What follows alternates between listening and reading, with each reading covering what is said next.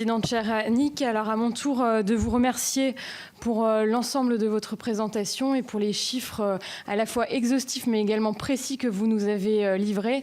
Et je crois que c'est important au moment où nous débutons nos travaux sur cette question ô combien importante de la parentalité dans les Outre-mer, que nous puissions justement commencer par cet état des lieux et par ce constat. Et à mon tour, comme ma collègue Victoire Jasmin, je tiens à remercier Monsieur le Président Stéphane Artano, mais également Madame la Présidente Annick Billon, d'avoir fait de ce sujet justement un sujet commun des deux délégations, parce qu'on sait à quel point c'est aussi important d'avoir ce regard croisé.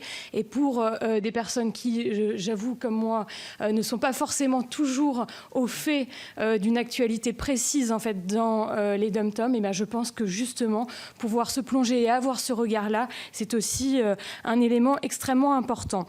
Alors pour venir sur les questions, alors moi je serai assez brève parce que il y a deux sujets qui m'ont particulièrement interpellée, notamment sur la question en fait des grossesses précoces et sur ce taux très important de grossesses précoces.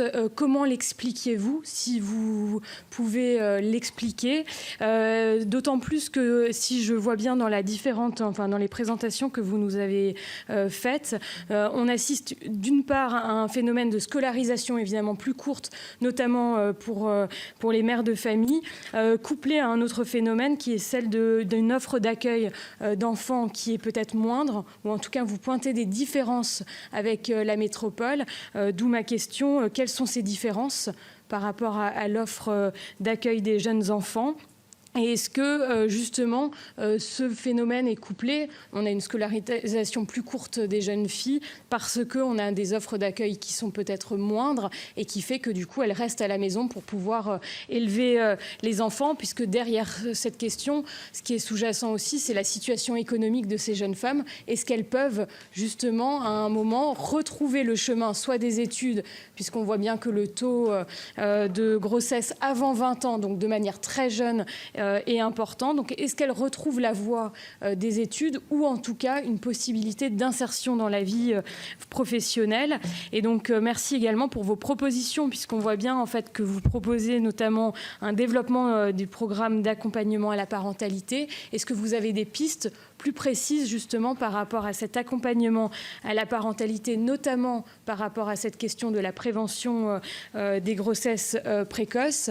Et puis j'avais une question concernant en fait la monoparentalité, parce que j'avais lu dans la synthèse de votre rapport, alors de manière très précise à la page 14, que le modèle particulier de la monoparentalité est de plus en plus fréquent depuis au moins une dizaine en fait d'années, en particulier en Guyane et à la Réunion.